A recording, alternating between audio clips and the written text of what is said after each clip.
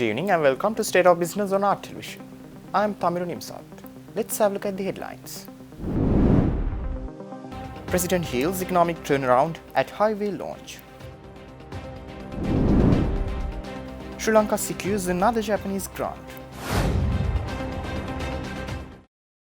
News in detail. The construction work on the Kadawatha-Mirigama section of the Central Expressway recommenced yesterday after a lapse of several years. The project, which faced significant delays due to funding issues and economic challenges, has now secured new financing from China Exim Bank, as announced at the Kadawatha interchange premises. The first phase of the Central Expressway, spanning 37 kilometers from Kadawatha to Mirigama, had been halted due to a number of reasons. The second phase of the project commenced yesterday under the patronage of President Anukumar Dissanayake. With approximately 20% of the work already completed, the China Exim Bank has now approved a new loan equivalent to $500 million in yuan to resume construction. The project originally began in 2016 under a $989 million loan agreement and consists of 4 phases totaling 168.7 kilometers. The Kadawatha-Mirigama section is scheduled for completion and public opening by 2028. The second phase from Mirigama to Kurunegala was already opened to the public in January 2022, while subsequent phases will connect Putuhara to Galageduru and Kurunegala to Dambulla. Yesterday's event was also attended by Minister of Transport Bimal Ratnayake, marking a significant step in completing Sri Lanka's crucial expressway network. President Anukumar Dissanayake highlighted Sri Lanka's fast-paced economic development while speaking at the relaunch of the stalled Kadawatha-Mirigama Expressway project yesterday. He connected the infrastructure revival to the country's broad economic recovery. අපේක්ෂා කරන ලද අයවැය හිගයට වඩා අඩු අය හිගයක් අපේක්ෂා කරන ලද ආදායමට වඩා වැඩි ආදායමක් මේ වසර වෙන්න පුළුවන් අතිරේක වියදම් සඳහා පරිපූර්ණක ඇස්තමේන්තු ඉදිරිපත් නොකරන ලද එකම වසර බවට මේ වසරපත් වෙනවා. සමහර පරිපූර්ණක ඇස්තමේන්තු අපි ඉදිරිපත් කළා තිබෙනවා. අතිරේක මුදල් ලබා ගැනීම සඳහා නෙවෙයි. එම අමාත්‍යාංශම මුදල් එක් වැය සීරිසන්ත වෙන් කිරීම සඳහා. එම නිසා අතිරේක මුදල් අපි ලබා ගන්නේ නේ. ඉලක්කයක් සැලසුම්කට ආර්ථික මෙහෙයවීම තිබෙනවා. ඒකේ ප්‍රතිලාභ හැටියට අපිට පළමු කාර්තුවේ 4.8ක ආර්ථික වර්ධන වේගයක් අපි අත්පත් කරගෙන සමත් වී තිබෙනවා. දෙවැනි කාර්තුවේ 4.9ක ආර්ථික වර්ධන වේගයක් අපි අත්පත් කරගෙන සමත් වී තිබෙනවා. ඒ වගේම අපි මේ වසර අවසන් වෙනකොට 5ට ආසන්න ආර්ථික වර්ධන වේගයක් අත්පත් කරගත හැකියි. ඒ කියන්නේ අකණ්ඩව 5 ආසන්න ආර්ථික වර්ධන වේගයක් අත්පත් කරගත්තු වසර දෙකක් අපි අභිමුඛ වෙනවා.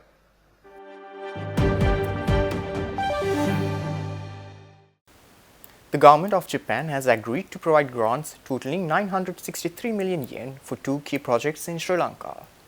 The funding will support dairy production sector improvements and enhance the official security services of the Sri Lankan Navy as approved by the Cabinet of Ministers recently. The agreement includes 463 million Japanese yen for improving productivity in the dairy production sector and 500 million yen for the Sri Lankan Navy's official security services. The dairy sector project will provide essential equipment and technological assistance to increase the capacity of the Department of Animal Production and Health. The Naval Assistance Project will supply drones for investigation, surveillance, and monitoring activities conducted by the Sri Lankan Navy. The relevant exchange documents are scheduled to be signed by the President during his upcoming official state visit to Japan. The Cabinet approval enables further action on these projects, which represent significant bilateral cooperation between Japan and Sri Lanka in both agricultural development and national security enhancement.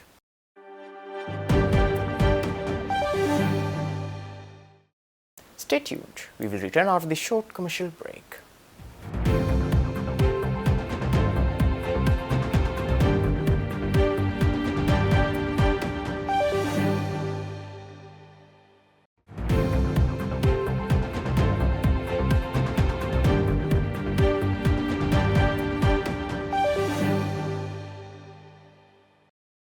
Welcome back after the break.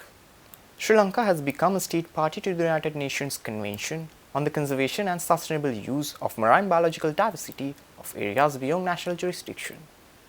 The Foreign Ministry deposited the instrument of ratification with the United Nations, marking a significant milestone in ocean governance as announced in Colombo recently.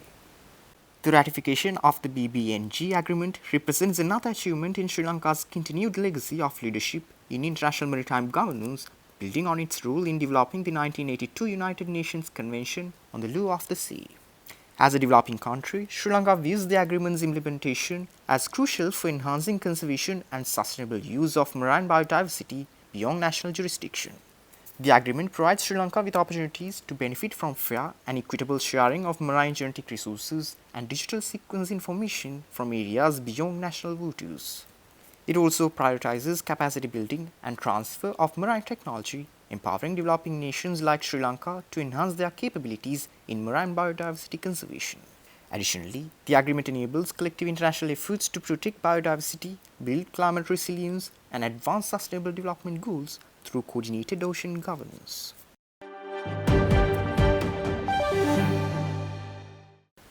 The United States Embassy and the Sri Lankan Navy have jointly inaugurated a state-of-the-art English language lab at the Naval and Maritime Academy in Trincomalee. The facility, equipped with advanced technology from the US Defense Language Institute, aims to enhance communication skills for naval personnel, as announced recently. The cutting-edge language lab features advanced multimedia technology and the latest training software designed to help Sri Lankan Navy personnel master English, the common language of international naval operations, exercises, and training.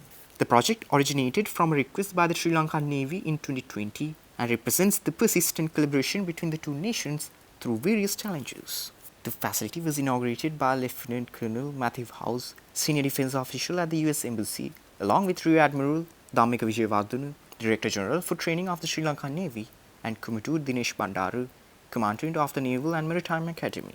The lab symbolizes the shared commitment to build future capacity and enhance trust, coordination, and understanding between the forces of both nations.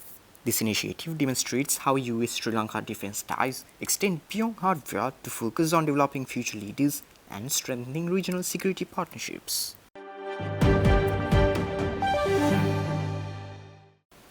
Eminent forensic scientist Professor Clifford Pereira has been inducted as the founding president of the newly established Sri Lanka College of Legal Medicine. The inauguration ceremony was held in Colombo recently with Science and Technology Minister Professor Krishanta Besina as the chief guest. The newly established professional body aims to uphold the highest standards of academic and professional practice in forensic pathology and support medical professionals primarily engaged in the legal sector.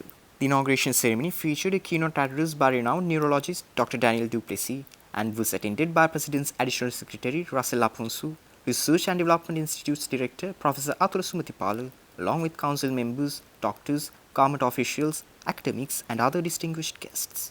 The college represents a significant advancement in Sri Lanka's forensic medicine capabilities, bringing together professionals to enhance standards in legal medicine and forensic pathology practice nationwide. The establishment of this specialized college marks a milestone in strengthening the country's judicial and medical systems through improved forensic expertise and professional collaboration.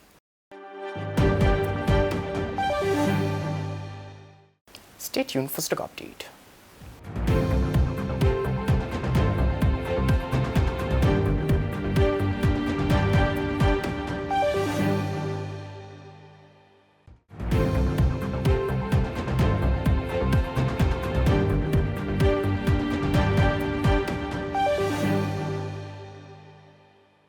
Trading at Colombo Stock Exchange ended on positive notes today. The all-share price index gained by 189.84 points to close at 20,965.26. The S&P SL 20 gained by 68.3 points to close at 5,971.3. The turnover was over 6.8 billion rupees and over 254 million shares were traded. Up next are forex rates.